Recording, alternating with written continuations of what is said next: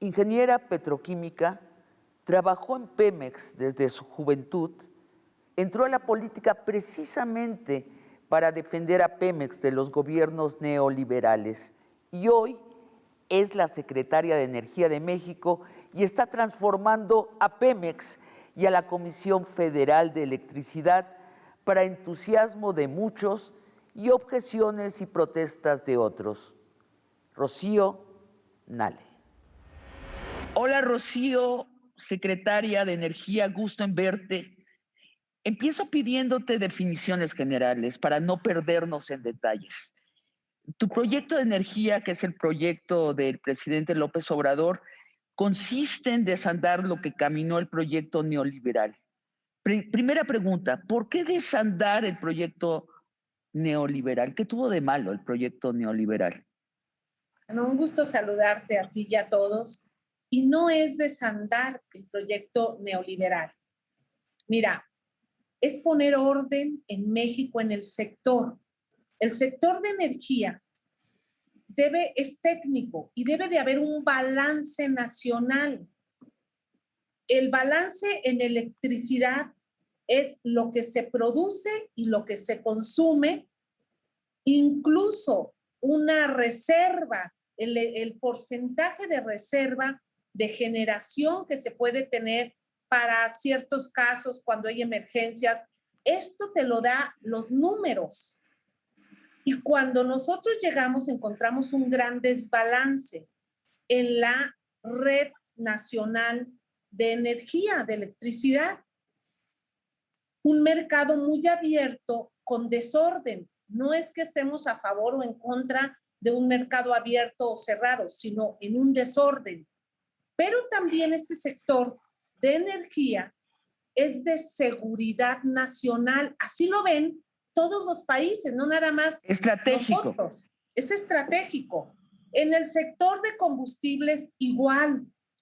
Ahí todavía encontramos lo que le llamamos el huachicol, lo que le llamamos un contrabando de combustible, un desorden en el país. Entonces, Déjame, dijimos, vamos a tener orden.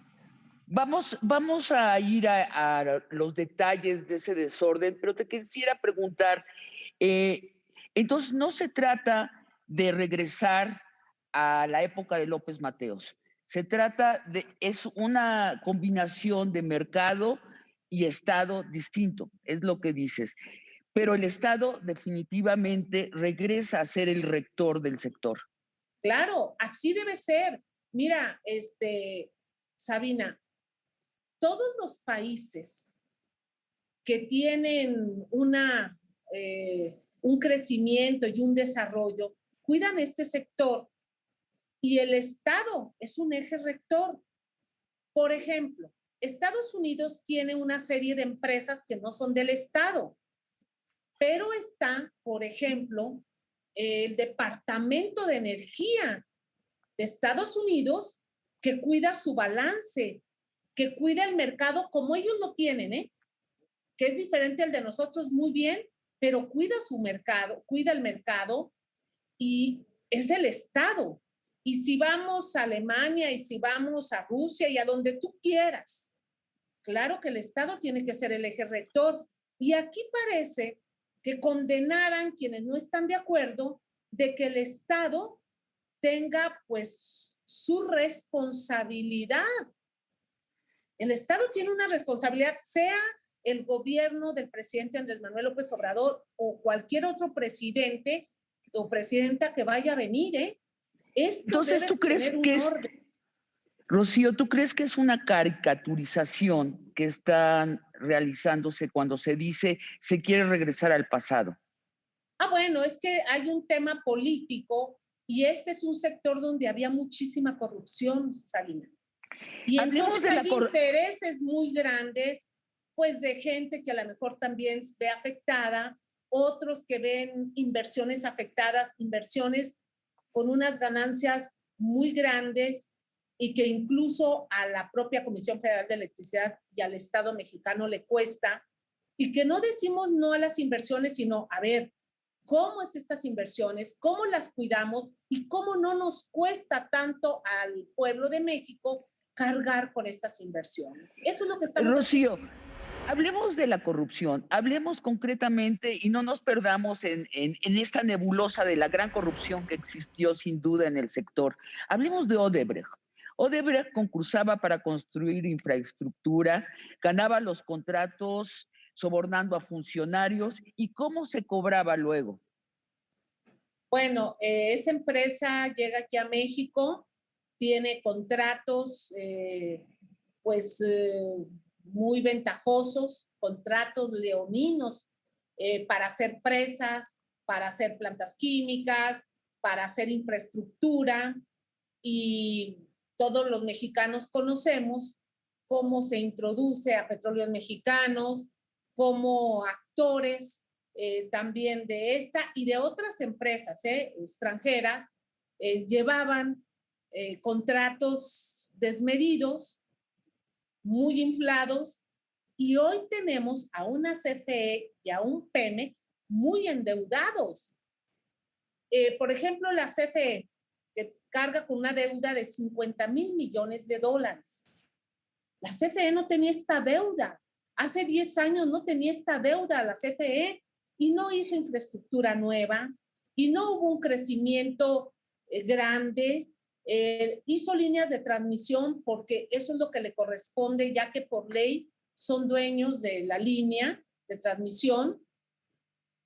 Pulverizaron a la empresa, la crearon 6, 8 subsidiarias que entre ellas no se podían hablar, tenían que competir entre ellas, hicieron un desorden. A ver, Rocío, Mexicanos, bueno, pues, ¿qué te puedo decir? Déjame preguntarte, ¿tú crees que esto es ineficacia o que era un proyecto de saqueo? No, era un proyecto de saqueo, de corrupción, por supuesto. ¿Desde dónde venía? Pero sí. ¿Desde dónde venía? No, desde las altas esferas. Desde las altas desde el presidente, claro. desde los presidentes. ¿Y cuándo inicia?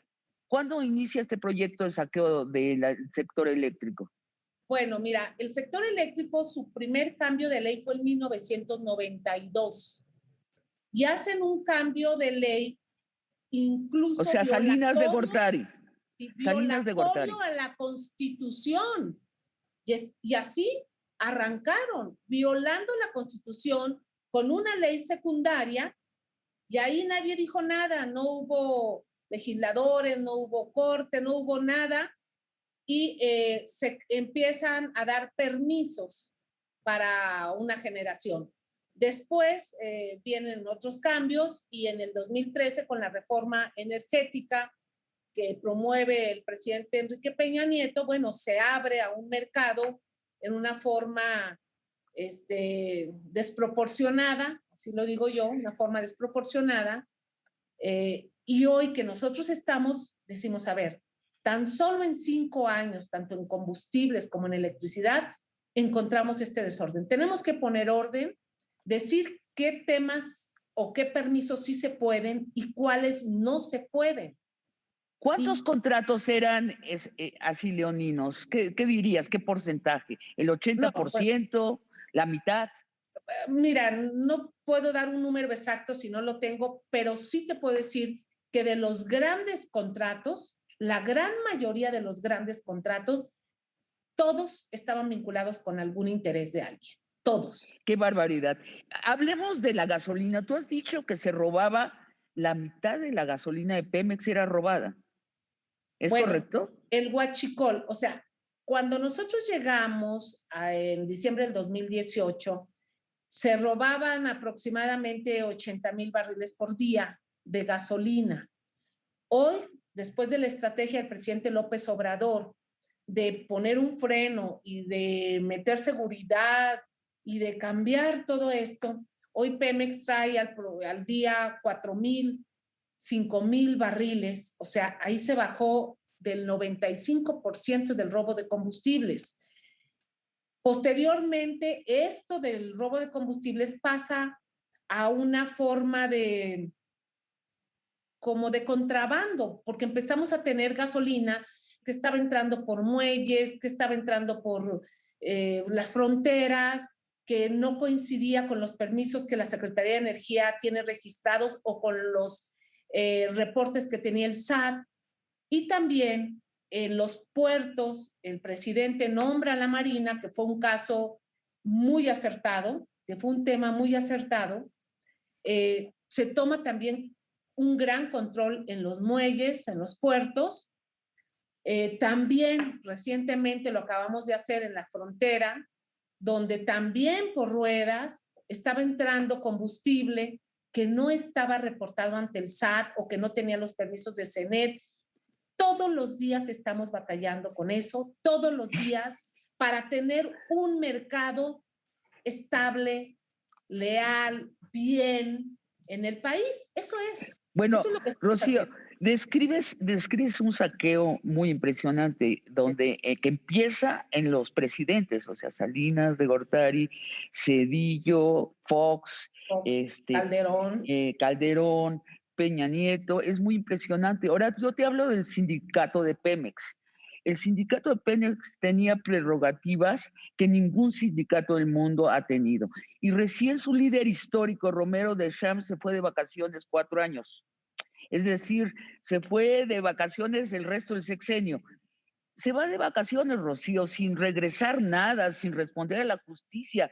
¿Por qué se la dejan tan fácil a Romero de Champs? Bueno, ese es un tema que la propia empresa, la administración de la empresa, firma con él o se pide un permiso. Vaya, nosotros estábamos en la idea de que él había solicitado su jubilación. Todos los trabajadores tienen derecho a la jubilación y no sé si tenía algunas investigaciones en trámite dentro de la empresa.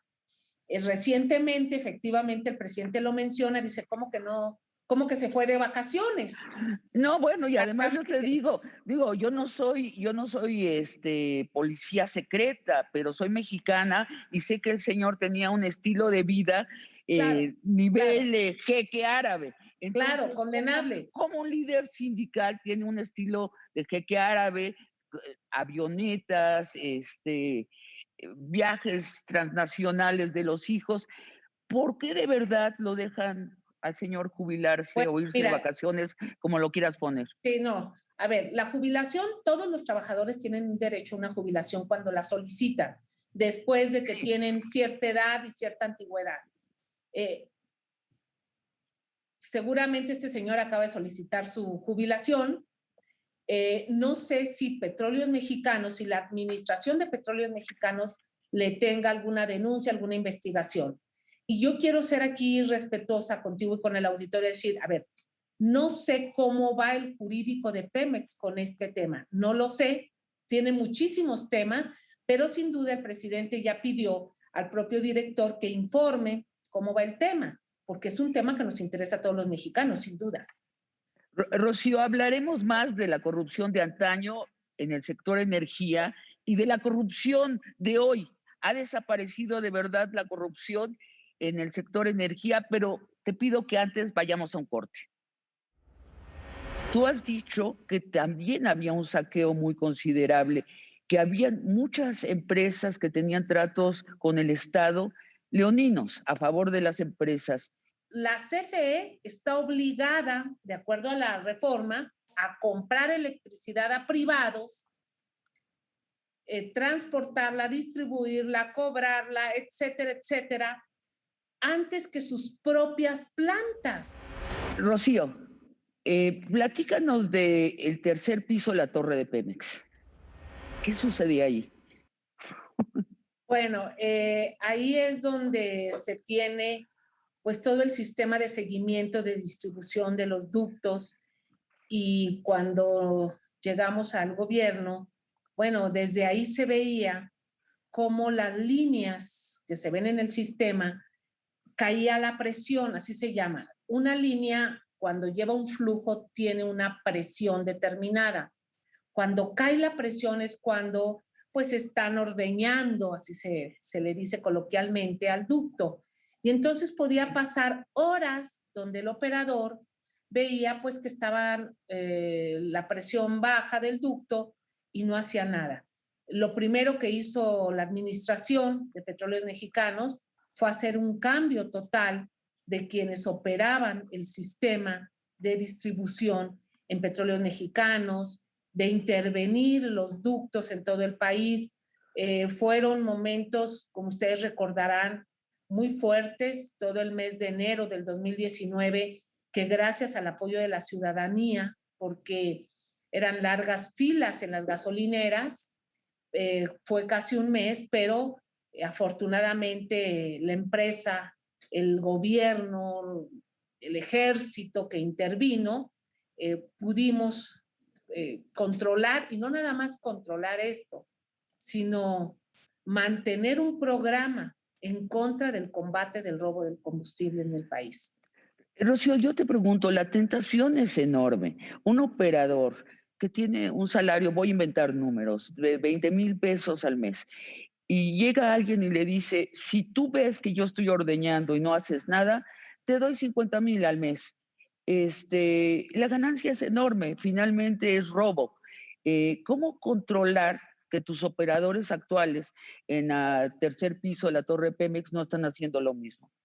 Bueno, mira, primero, los salarios de Pemex son salarios buenos que hay en el país. Todas las petroleras del mundo tienen salarios muy buenos porque son trabajos de alto riesgo y de capacitación de gente experta en todas las petroleras del mundo, en todas, en los trabajos de transformación, en los trabajos de perforación, los ingenieros petroleros, petroquímicos, refineros, etcétera, son personas calificadas y se les paga bien. Y aquí en lo del despacho también se les paga bien, pero efectivamente la tentación es grande. Hay sistemas de medición, hay unos supervisores, hay parte de seguridad nacional que ya está supervisando y vigilando precisamente el sistema de distribución. ¿Seguridad Nacional es la Marina? Seguridad Nacional, pues es la Guardia Nacional, es el sistema de seguridad. Ahora, Emilio Lozoya. Emilio Lozoya, sabemos que recibió 10 millones de dólares como cochupo de Odebrecht. Es nada. Con lo que ganó Odebrecht, que ahorita te pregunto, ¿qué cantidad saqueó Odebrecht al Estado mexicano? Pero ¿por qué Emilio Lozoya está libre? Bueno, ahí sí es cuestión de la Fiscalía General de la República. Ellos llevan el caso, ellos tienen el caso y yo soy respetuosa en ello y espero que termine la investigación o el juicio o lo que lleve el tema. Entonces, está en manos de la Fiscalía. Pero tú personalmente esperas ver la justicia ejecutada, porque como ciudadana yo lo que digo es, cada vez sabemos más de la corrupción y no hay culpables. A ver, No hay sí, culpables. y tan es así que en este gobierno, pues por lo pronto, jubilado, en proceso, lo que sea, está el líder de Pemex. Un exdirector de Pemex está también en proceso ante la instancia correspondiente y estaba fuera del país y lo trajeron. Entonces, sí se ha dado pasos. Hay un sistema judicial que tiene que actuar y que es en esa cancha y en ese campo donde se está llevando todo esto. Ahora te pregunto sobre el sector electricidad, sobre la corrupción en el sector electricidad. La reforma eléctrica de nuevo pone el control en el Estado del sector. Y tú has dicho que también había un saqueo muy considerable, que había muchas empresas que tenían tratos con el Estado leoninos a favor de las empresas. ¿Nos das un ejemplo? Bueno, mira, uno de los casos fue la renegociación que hizo el licenciado Bartlett, que es el director de CFE, con los grandes contratos de ductos de gas.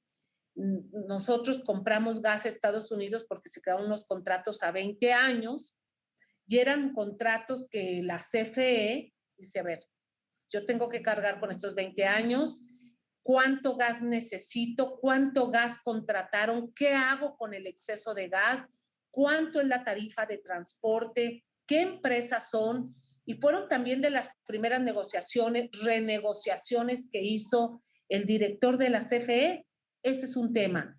El otro tema, a ver, la CFE está obligada, de acuerdo a la reforma, prácticamente lo que es la subsidiaria suministro básico, a comprar electricidad a privados, transportarla, distribuirla, cobrarla, etcétera, etcétera, antes que sus propias plantas.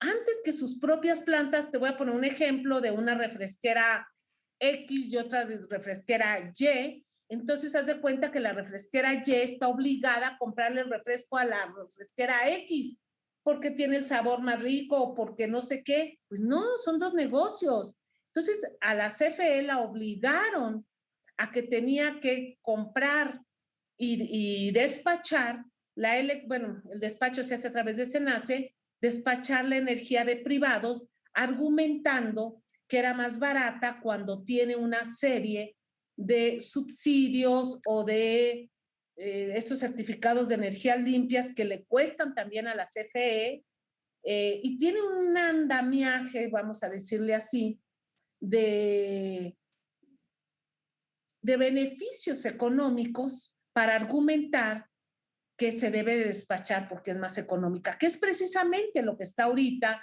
en el debate público y que que el presidente López Obrador metió una iniciativa de ley de la ley de la industria eléctrica que se han amparado y que está en todo este proceso que seguramente va a terminar en la Suprema Corte y que nuevamente la Suprema Corte tendrá que determinar pues la validez o invalidez de un cambio de ley que hizo el poder legislativo. Estamos en un momento muy importante del país, Ahora, pero tú nosotros tienes, como Estado estamos haciendo lo correcto y lo que beneficia al pueblo de México. Esa es nuestra obligación como Estado.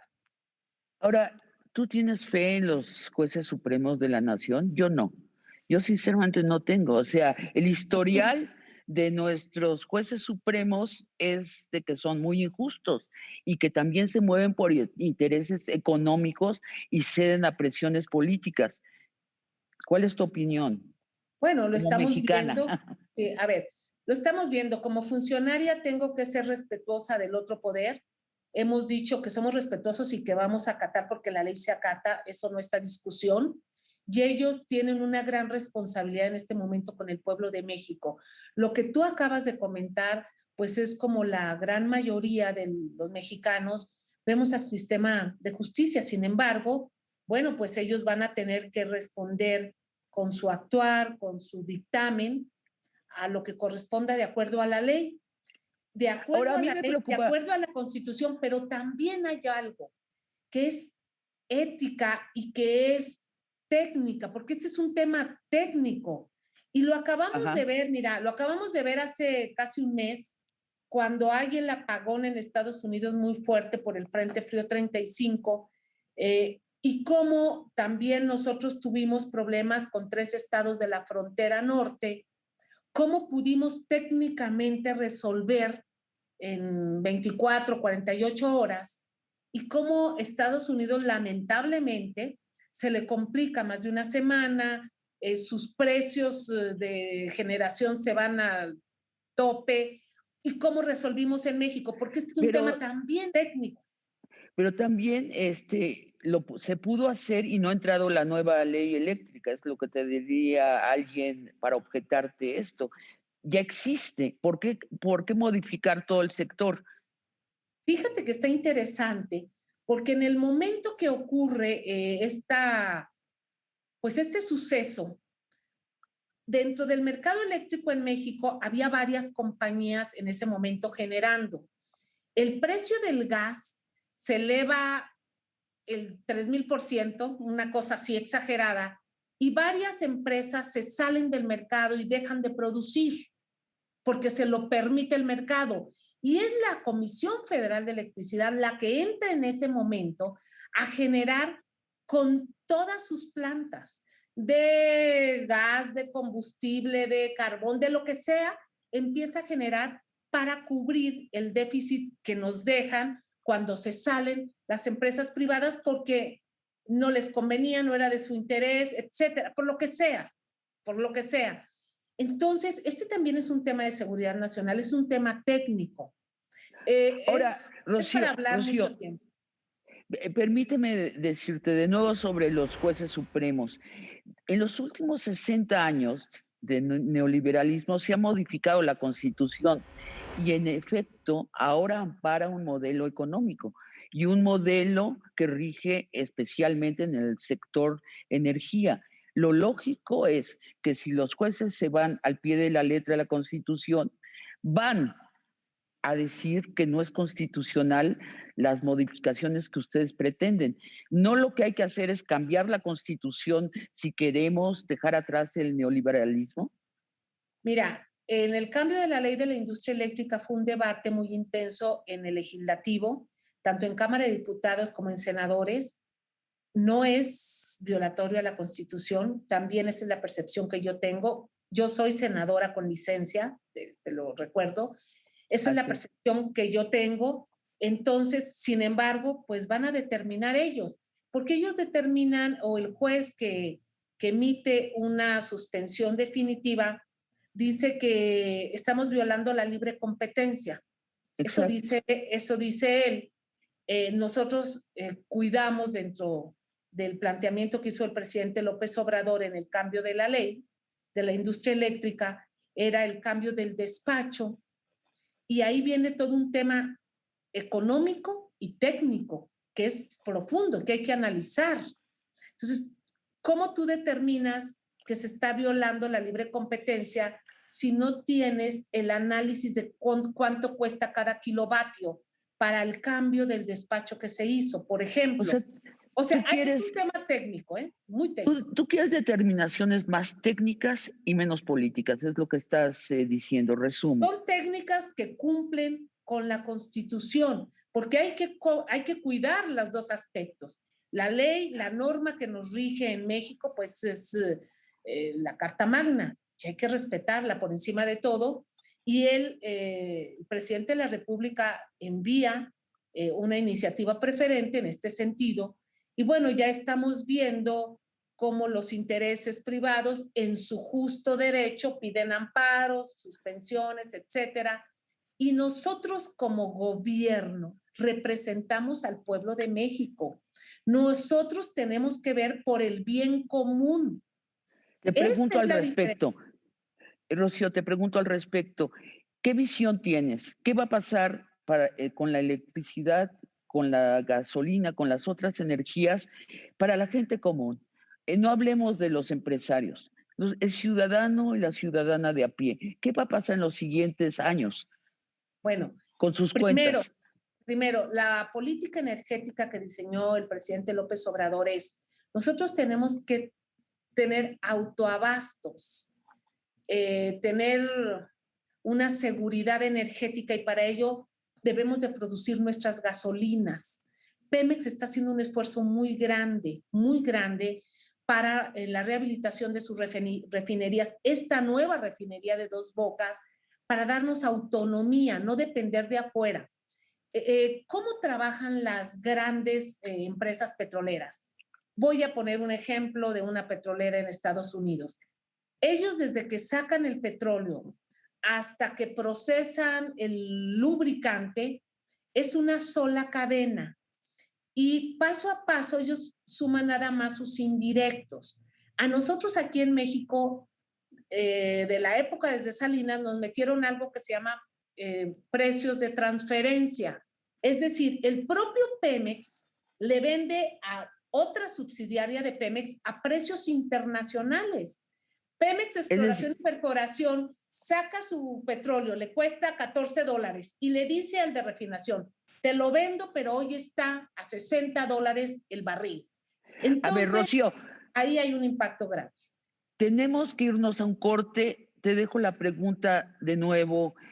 Te reitero la pregunta. ¿Fue ineficacia esta fragmentación del sector o fue ganas de sacarle todos los huevos a la gallina? De huevos Yo creo de que oro. fue lo segundo que tú dices, así es. Vamos a un corte y regresamos hablando de tu proyecto de energía. Pemex tiene oportunidad de volver a ser una de las 5 petroleras principales del mundo. Es la empresa más endeudada de todo el mundo Y tú te preguntas, ¿cómo sucedió esto? ¿Cómo ¿Y la ellos vas no a pudieron terminar? hacer más infraestructura y en su lugar se endeudaron? Esa es la corrupción y la mala administración. Rocío, la reforma eléctrica, según la entiendo yo desde lejos, es, tiene la intención de regresar la rectoría del sector eléctrico al Estado. ¿Es correcto?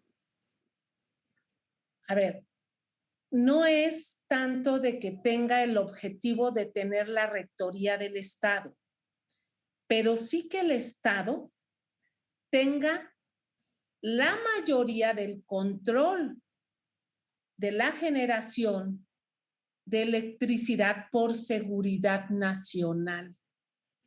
Uh-huh. El despacho que lo hace el Centro Nacional del Control de Electricidad, el CENACE, es un organismo descentralizado de la Secretaría de Energía. Así quedó en la reforma, con unos mecanismos y leyes de despacho de mercado muy abiertos que hemos ido ajustando. Y es ahí donde esta ley de la industria eléctrica direcciona para que el despacho que se dé en este centro nacional sea factible, seguro, con energías limpias, porque la hidroeléctrica es energía limpia, renovable, sustentable, la geotermia, la nuclear.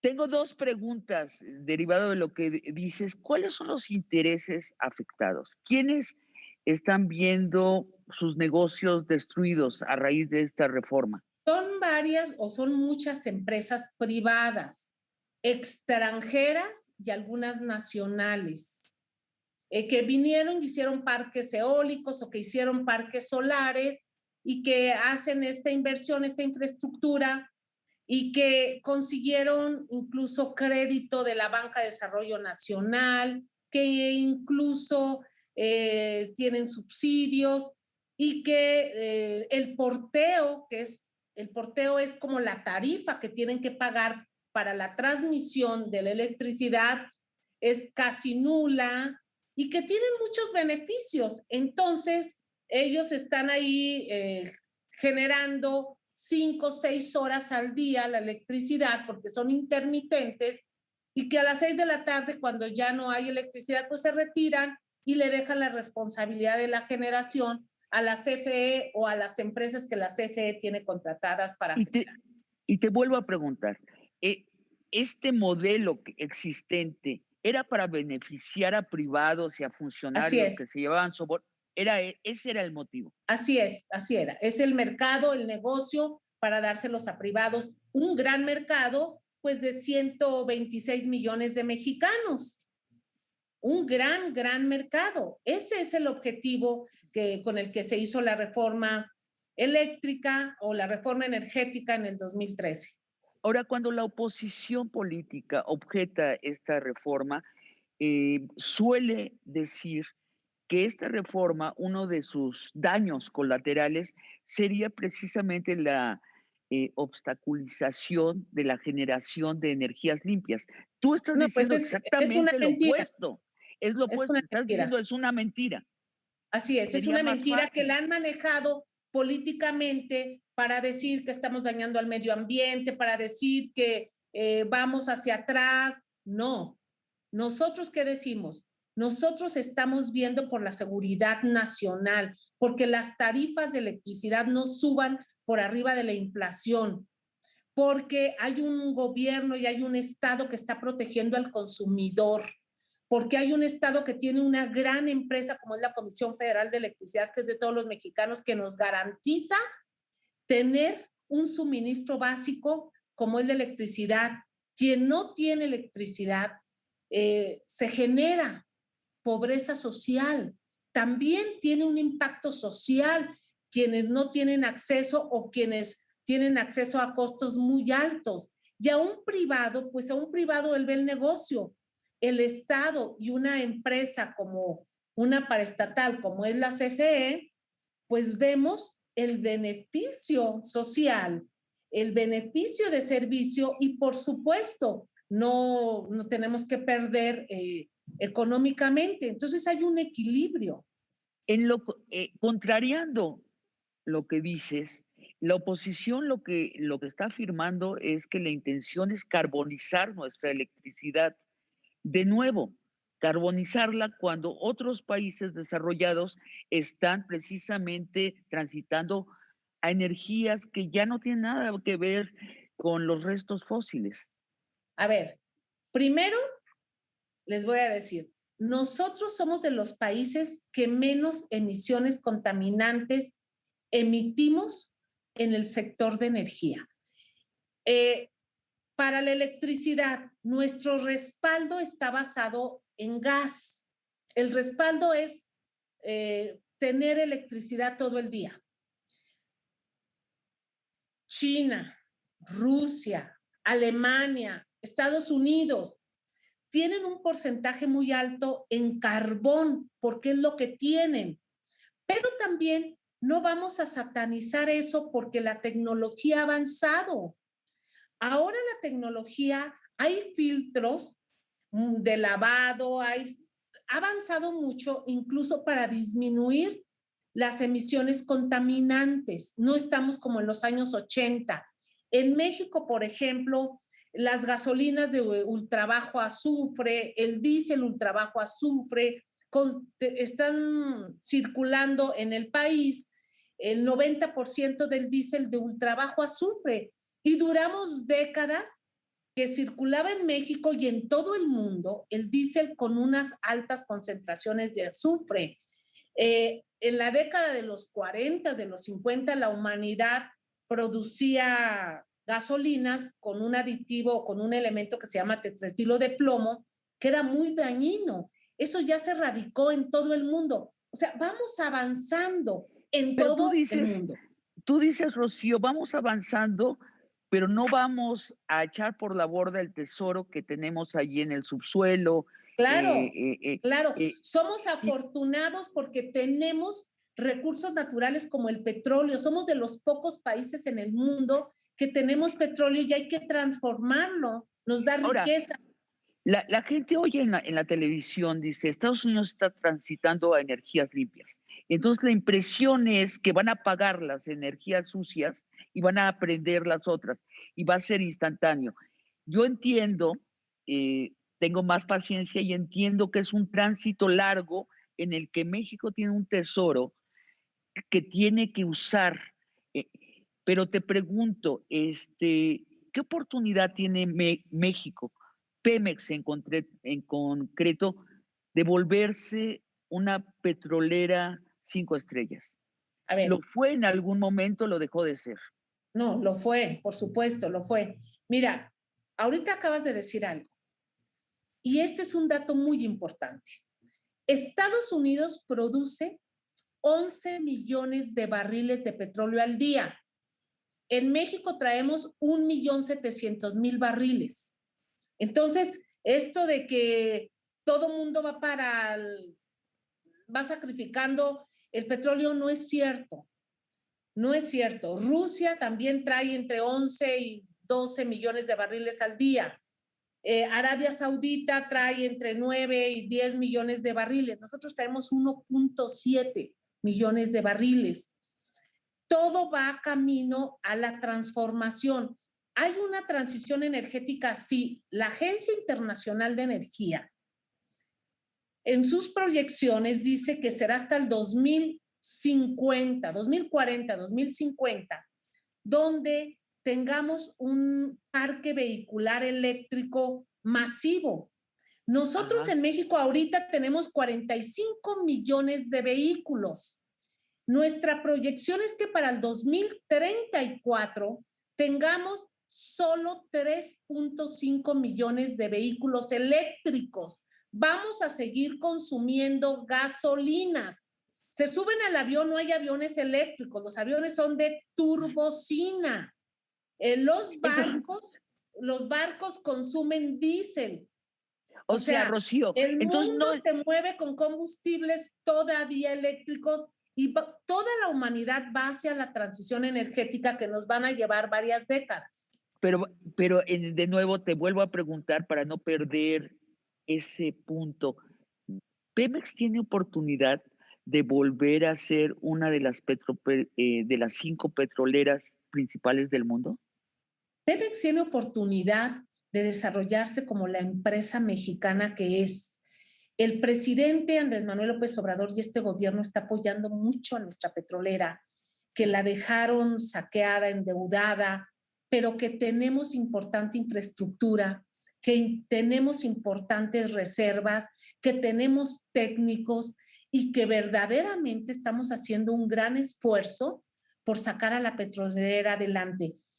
Es la empresa más endeudada de todo el mundo. Y tú te preguntas, ¿cómo sucedió esto? Si no fueron capaces de hacer infraestructura nueva. Hoy nosotros estamos haciendo una refinería sin endeudarnos, con el propio presupuesto. ¿Cómo ¿Y la ellos vas no a pudieron terminar? hacer más infraestructura y en su lugar se endeudaron, tuvieron excedentes petroleros, tuvieron precios altísimos? Esa es la corrupción y la mala administración que no vamos a barrer para atrás, pero que ahí están los actores y que hoy esos actores públicamente están criticando que estemos haciendo infraestructura, que estemos salvando a la petrolera, que querramos a Pemex. Pues es increíble porque ellos, su visión estaba hacia el exterior, su visión no era ver por la nación y por la empresa de todos los mexicanos, por supuesto. Entiendo que se está trabajando aún durante la pandemia en Dos Bocas, se sigue construyendo. Así ¿Cuándo es. se va a terminar y la segunda refinería cuándo inicia y si se va a terminar este sexenio? Bueno, el presidente el 18 de marzo hizo un anuncio sobre una planta que está en la refinería de Tula. Es un sistema que se llama tratamiento de aguas residuales, donde está la planta coquizadora, que está a medias. Ahí está ya el 65%. Hay que terminar eso. Y eso es el anuncio que hizo el 18 de marzo y que nos va a ayudar para sacar todavía más gasolina del combustóleo que se genera en la refinería de Tula y en la refinería de Salamanca. Es un proceso que ya, un proyecto, perdón, que ya nos instruyó terminarlo y que ya estamos trabajando en ello. Y la refinería de Dos Bocas, que me encanta, que va muy bien, es una refinería preciosa, va a quedar muy bien con una alta eficiencia energética porque esa refinería no va a producir combustóleo, esa refinería va a producir gasolinas de ultrabajo azufre, diésel de ultrabajo azufre. Es una refinería que adentro de la propia refinería se cuida mucho el medio ambiente. Hay refinerías así en el mundo y así fue como nosotros diseñamos esta refinería. El plan está para que en julio del 2022 hagamos la prueba de prearranque prácticamente. Estamos trabajando muy duro en ello. Sería una fecha pues muy, ¿cómo te diré? Muy ajustada que nos pusimos, pero que se puede hacer y la gran mayoría la estamos haciendo mexicanos. Traemos empresas internacionales como una coreana, Samsung, que tiene uno de los paquetes, Techin, que es una italo-argentina, pero está el IMP, está Pemex, está la Secretaría de Energía de Project Manager, que somos los gerentes del proyecto, y estoy fascinada, de veras, es un reto muy grande, pero estoy feliz con ello. Sí, se te ve feliz cuando llevas tu Sí, casco y estás caminando allí en sí, Dos sí, Bocas. bueno. Creo que yo que he observado tu trayectoria, nunca te vi tan feliz en el Congreso. Te veo muy feliz al aire libre, con ingenieros, con trabajadores del sector. Rocío, es- entraste a un sector pantanoso, lleno de corrupción. El proyecto, como dijiste, no es llevar a Pemex a la exportación, sino volver al país nuevamente sustentable en el aspecto eléctrico. ¿Puedes hacer una síntesis final, decirle a un ciudadano o una ciudadana mexicana en qué va a cambiar su vida en los próximos años en cuanto a energía? Un minuto tenemos. Con la política energética, nosotros vamos a mantener los precios de las gasolinas estables. No va a haber gasolinazos, si lo ha dicho el presidente, y por eso estamos construyendo y produciendo combustibles. La electricidad, ¿cómo se va a reflejar? También, al momento en que la Comisión Federal de Electricidad tiene una mayoría en la distribución y en la generación de electricidad, estamos garantizando que no termine en un mercado ambicioso donde los mexicanos estemos a expensas de intereses privados en un mercado desatado o en un mercado suelto. Esto es seguridad nacional, estos son suministros básicos, los combustibles y la electricidad van coordinados con la inflación y cualquier gobierno debe de cuidar ello. Cualquier gobierno debe de cuidar que su inflación no se vaya y para ello, pues un soporte en la columna vertebral de la economía es el sector energético. Hoy estamos actuando en una forma responsable, viendo por el bien común, por el bien de México. No estamos peleados con los privados, pero el Estado debe de poner a cada quien en su lugar. Aquí cabemos todos, pero cabemos bien y cabemos con reglas que marca un gobierno que representa 126 millones de mexicanos en este momento. Y cada país es libre de poner el marco o la política que quieran. En este país, la política energética la estamos haciendo de una forma responsable, sí, nacional. Nacional porque pues, es nuestro país. Hay que hacer. Se nos acabó el tiempo, se nos suele acabar cuando platicamos. Te agradezco mucho esta conversación muy aclaratoria. Muchas gracias. Hasta la próxima. Y amigos, nos vemos el próximo jueves para una conversación, otra conversación de largo aliento. Buenas noches.